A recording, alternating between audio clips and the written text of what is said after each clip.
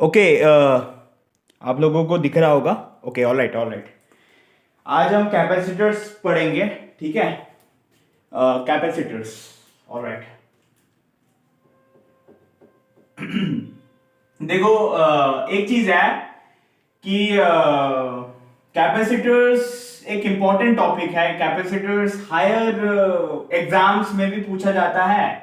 हाँ, JEE mains इसमें, हाँ इसमें भी आता है, इसमें भी पूछते हैं, लेकिन जो सीएसआर वाले हैं और जो अलग अलग दूसरे एग्जाम्स वाले हैं उसमें भी पूछ लेते हैं। अच्छा खासा क्वेश्चन बनता है उसमें, ठीक है। तो देखो, मार्कर अटक गया, नगे चिपक गया, नहीं पूछते तो चलो लिख लेते हैं पहले तो।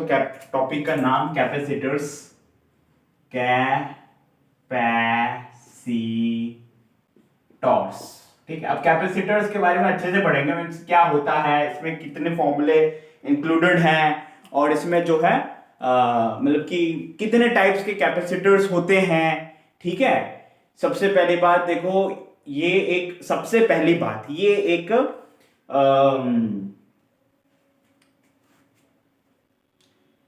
दो टाइप के कंपोनेंट्स होते हैं इलेक्ट्रॉनिक्स में, एक तो एक्टिव कंपोनेंट, एक पैसिव कंपोनेंट। ये आपने पढ़े होंगे।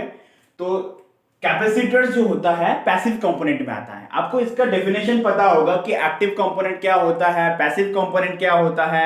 आपने ये क्या बोलते हैं, बेसिक इलेक्ट्रॉनिक्स में सीखा होगा, ठीक है। बेसिक इलेक्ट्रॉनिक्स, ठीक है। 11th 12th में भी सेमीकंडक्टर फिजिक्स जहां से शुरू हो रहा है वहीं से इलेक्ट्रॉनिक डिवाइसेस, सेमीकंडक्टर डिवाइसेस शुरू हो जाएगा।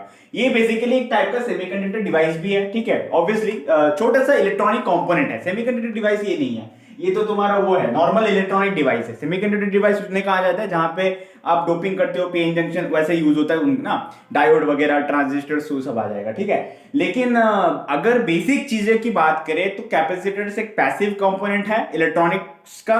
पैसिव कंपोनेंट क्या होता है, जो पहले से कोई एनर्जी अपने अंदर स्टोर करके नहीं रखता। और एक्टिव कंपोनेंट क्या होता है, जो जिसके अंदर पहले से कुछ ना कुछ अमाउंट ऑफ एनर्जी या वोल्टेज होती है। जैसे कि आप समझ सकते हो कि जो भारी भारी हैवी इलेक्ट्रॉनिक मेटल्स मटेरियल्स होते हैं, ट्रांजिस्टर्स ले लो ना, मीन्स कुछ ना कुछ वोल्टेज उसके अंदर पहले से एनर्जी स्टोर्ड होती है। लेकिन ये जो कैपेसिटर है, ये this comes under passive component. Resistors also passive component.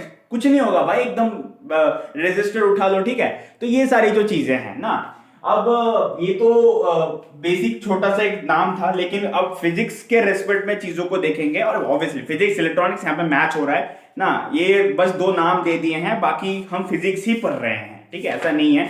देखो, मैंने अपने नोट्स प्रॉपर बनाए हैं आज के लेक्चर के लिए। तो फिर देखो, मैं कैपेसिटर्स पहले करवाऊंगा, उसके बाद फिर we will go to current electricity, ठीक है। नेक्स्ट जो लेक्चर होगा। हेलो, पहली बात तो कैपेसिटेंस क्या होता है। अब कैपेसिटर करता क्या है, ये चीज आपको पता होना चाहिए। पहली बात तो आपको दिख रहा है ना, yes, all right all right. तो कैपेसिटर करता क्या है, what is the function of capacitor, ठीक है।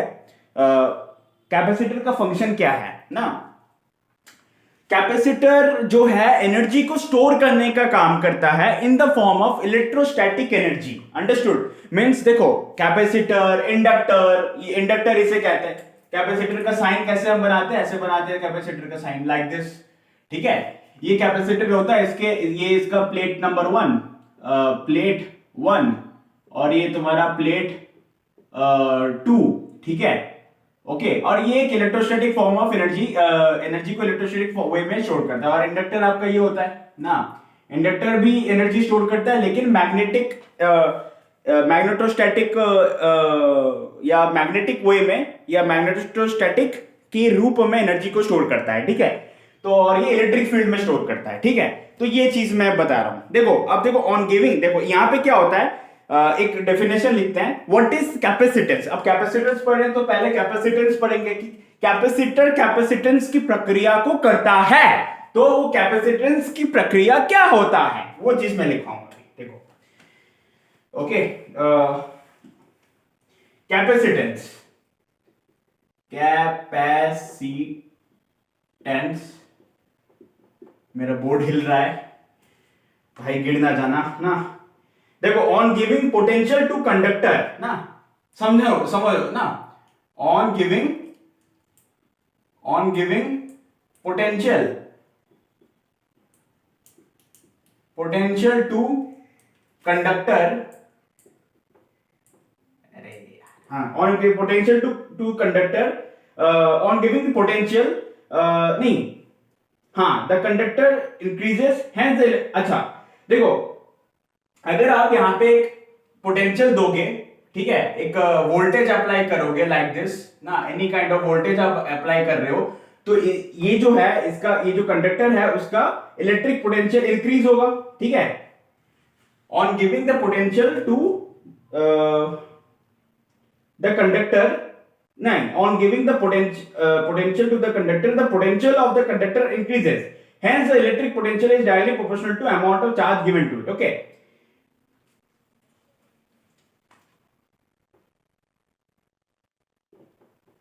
its potential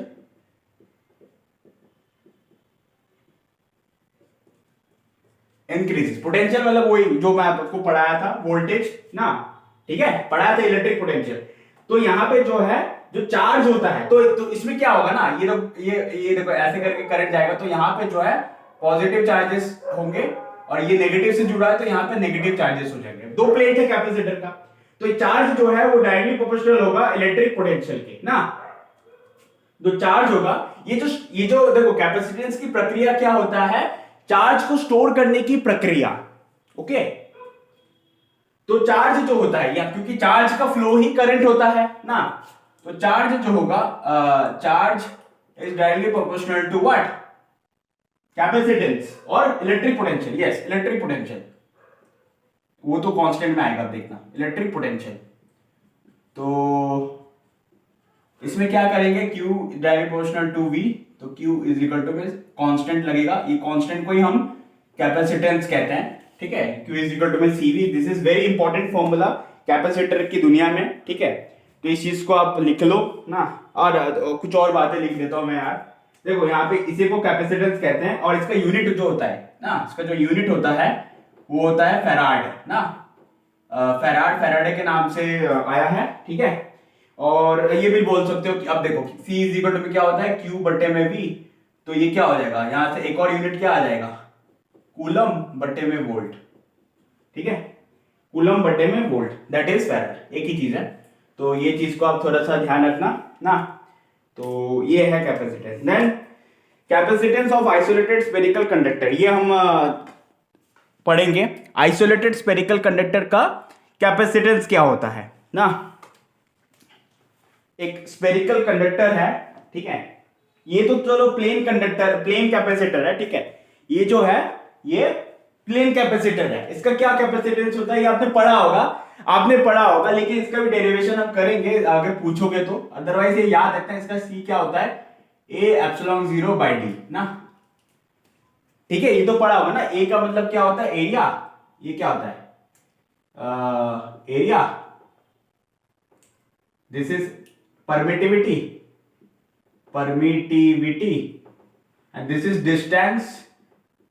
distance between plates, ठीक है। अब मान लो इसके अंदर एक डाइलेक्ट्रिक अगर घुसा दिया मैंने, अब डाइलेक्ट्रिक क्या होता है ना, अब डाइलेक्ट्रिक मींस जो भी एक मीडियम होता है, ठीक है, एक प्रकार का, ठीक है, तो उसके अंदर जैसे कि अगर कैपेसिटर को मैंने ऐसे बनाया, इसका मतलब ऐसा नहीं कि इसके अंदर डाइलेक्ट्रिक नहीं है, इसके अंदर एयर है, air is working as dielectric, तो K का वैल्यू क्या हो जाएगा, डाइलेक्ट्रिक का वैल्यू क्या आ जाएगा, 1 आ जाएगा। ये कुछ एक्सपेरिमेंटल वैल्यूज होते हैं, वो आप याद रख सकते हो, पूछ लेते हैं कभी कभार, न्यूमेरिकल्स में काम आएगा।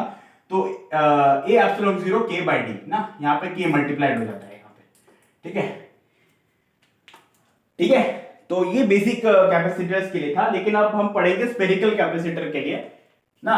देखो आप लोगों के लिए मैं जो इंपॉर्टेंट फॉर्मूला है ना कैपेसिटर के अंदर, जो इंपॉर्टेंट कॉन्सेप्ट है वो समझाया, एक इंपॉर्टेंट फॉर्मूला है वो बता दूंगा, जो कैपेसिटर के ऊपर जिस टाइप के कैपेसिटर के ऊपर क्वेश्चन बनते हैं उनका फॉर्मूला और इनका छोटा छोटा डेरिवेशन बता दूंगा, ताकि आपको याद करने में आसानी रहे। और ये बहुत जरूरी है, ये फॉर्मूला आप याद रखें, क्योंकि न्यूमेरिकल्स में पूछता है। प्रॉब्लम ये है कि न्यूमेरिकल्स में डायरेक्ट क्वेश्चन आ जाता है, ठीक है। ओके, तो यहां पे मैं क्या लिख दूंगा, स्फेरिकल ना, स्फेरिकल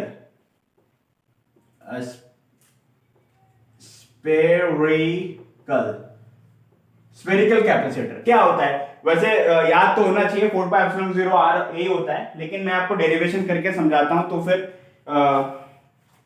ऐसे ही लिख देते हैं, क्योंकि एक हाथ में पकड़ना पड़ रहा है मेरे को कॉपी।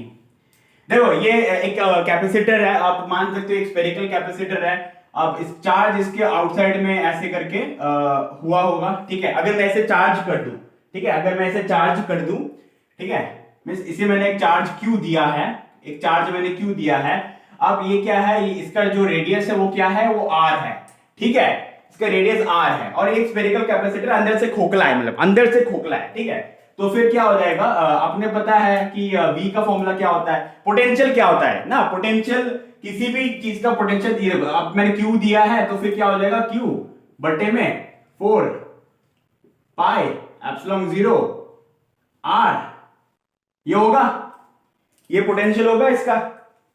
ऑलराइट, लेकिन मैंने कैपिटल आर लिखा है तो यहाँ पे कैपिटल आर लिखना, क्योंकि यही वाला आर तो यहाँ पे लिखना है ना, ठीक है। तो Q अपॉन में 4 पाई एप्सिलॉन 0 R, ये आपको दिख रहा है ना, मार्कर थोड़ा सा लाइट है, ओके, ऑलराइट ऑलराइट। तो फिर क्या किया मैंने, ये दिस इज द पोटेंशियल। अब जो फॉर्मूला मैंने अभी आपको थोड़ी देर पहले अभी बताया, कौन सा फॉर्मूला भैया, यही फॉर्मूला का आप यूज करोगे इसका कैपेसिटेंस निकालने में ना, क्योंकि अभी जो मैंने पैरेलल प्लेट कैपेसिटर के लिए फॉर्मूला लिखा था वो उसका कैपेसिटेंस था, ठीक है। अब इसका कैपेसिटेंस हमें निकालना है, तो कैसे निकालोगे, यही वाला फॉर्मूला का यूज करोगे, CV लिखोगे यहाँ पे। तो क्या करोगे, इस वैल्यू को इधर पुट कर दें ना, C Q बटे में 4 पाई एप्सिलॉन 0 R। अब इसकी वैल्यू निकालते हैं, ठीक है, इसे इधर लेके जाते हैं, तो 4 पाई एप्सिलॉन 0 R Q और C Q, तो Q से Q कटा तो क्या आया, ये आ गया C इज इक्वल टू में 4 pi epsilon 0 R।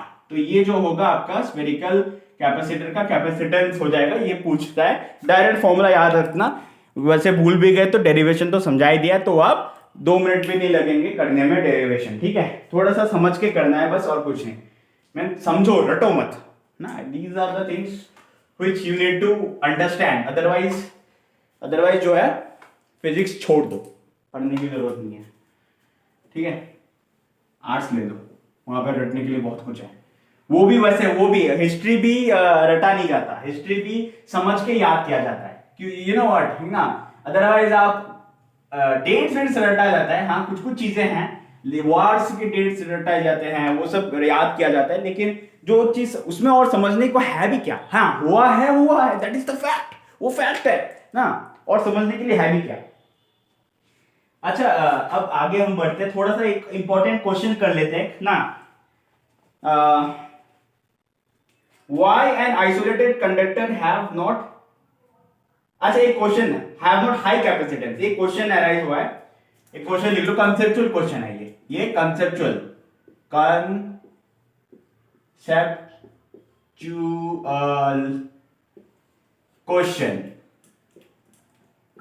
Question, alright.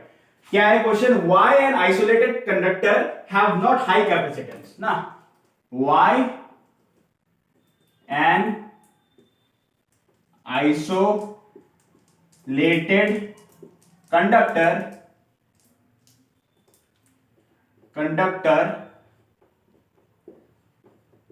have high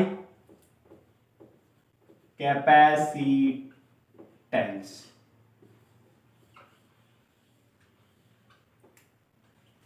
ठीक है, दिख रहा है आपको, मार्कर थोड़ा लाइट हो गया अगेन।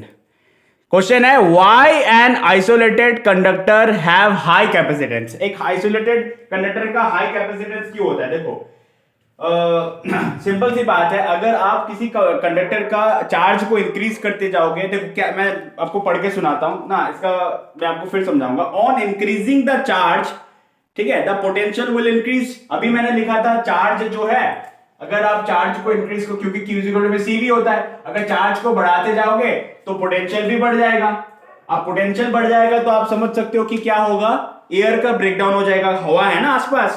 देखो, on increasing the charge the potential will increases, hence electric field around the conductor also increases. When it reaches the value of 3 into 10⁶ volt per meter, electric breakdown of air, ठीक है, मैं अभी आपको इस बात को बताता हूं मतलब क्या है। The air get ionised and discharge will takes place. समझ सकते हो? मीन्स हवा जो है, हमारी जो पवन है, ऐसे हवा जो है, जैसे कि अभी हवा नहीं है यहाँ पे क्योंकि मैंने फैन बंद कर रखा है। अब एयर जो है वो 3 इंटू में 10 की पावर में 8 उसका वोल्ट पर मीटर ना, मीन्स ऑब्वियसली ना, इसका जो है डिस्चार्ज होता है, डिस्चार्ज रेट है ये, मतलब कि इतने वोल्टेज अगर तुम क्रिएट करोगे ओपन में तो हवा जो है वो खुद डिस्चार्ज हो जाएगा, हवा आयोनाइज्ड हो जाएगा, जो तुम्हें हार्म पहुंचा सकता है। क्योंकि हवा किससे बना है भाई? हवा के अंदर क्या है? अलग अलग टाइप्स के गैसेस है, नाइट्रोजन है, ऑक्सीजन है, तो वो आयंस में कन्वर्ट हो जाएंगे, उनका आयनाइजेशन हो जाएगा। तो आप समझ सकते हो इतना ज्यादा वोल्टेज। अब मान लो कि आप इन्फिनाइट कैपेसिटेंस, इन्फिनाइट चार्ज दिए जा रहे हो, तो वोल्टेज भी इससे पार जब हो जाएगा तब एयर का ब्रेकडाउन हो जाएगा ना, डिस्चार्ज हो जाएगा, स्पार्क्स निकलने लगेंगे कैपेसिटर से, एकदम चिंगारियां, एकदम बिजली के झटके, स्पार्क्स, ठीक है। तो फिर क्या होगा? वो आयनाइज्ड हो जाएगा, डिस्चार्ज होने लगेगा और वो जो है प्रॉब्लमेटिक हो जाएगा। इसलिए हम जो है क्या बोलते हैं, isolated conductor not high capacitance ना, तो क्या बोलते हैं उसे हम, हाई कैपेसिटेंस में नहीं लेके जाते हैं ना, या फिर नहीं होता है ना। Increases when it reaches the value of this, ठीक है। Electric breakdown of air takes place, the air get ionised and discharge will takes place, ठीक है, ओके। एयर आयनाइज हो जाता है, बेसिकली बात ये है, इसलिए हम लिमिट रखते हैं हर कैपेसिटर का, ठीक है। उससे ज्यादा करेंगे तो कैपेसिटर जल जाएगा, ठीक है। मीन्स इन द सेंस देखो इसमें ना, मीन्स मतलब कि इस लिमिट से कम ही रखते हैं हम ना, बेसिकली इस लिमिट से हम कम ही रखते हैं ना, और उसमें काम हो जाता है। इलेक्ट्रॉनिक कंपोनेंट है तो फिर समझ सकते हो, मीन्स उतनी जरूरत भी नहीं है, उतनी हाई कैपेसिटेंस की जरूरत भी नहीं है हमें। एक रीजन और भी है, बाकी इसका वैल्यू याद रखना। एक न्यूमेरिकल के लिए क्वेश्चन है, मैंने कि कॉन्सेप्ट है, ध्यान रखना, छोटा सा वैल्यू है। देखो अब इसमें अगेन चला गया वो, मैं ये बताना चाह रहा था, जैसे कि 1/4 पाई एप्सिलॉन 0, ठीक है। ये जो होता है ना, इसकी वैल्यू क्या होता है? 9 इंटू 10 की पावर में 8 होता है, ठीक है। सॉरी 9 इंटू 10 की पावर में 9 होता है, ये याद रखना, ये न्यूमेरिकल के लिए जरूरी है, ठीक है। तो more than the radius of that, हाँ तो आप समझ सकते हो, मींस यस, मतलब कि ये याद रखना, मैं ये कहना चाह रहा हूँ, न्यूमेरिकल में काम आएगा। तो यही था आज का सेशन, ठीक है। अगले सेशन के लिए पार्ट 1 बोल सकते हो कैपेसिटर का, पार्ट 2 में खत्म कर देंगे बाकी सारे फॉर्मूलेज जो इंपॉर्टेंट है। तो thank you so much, alright.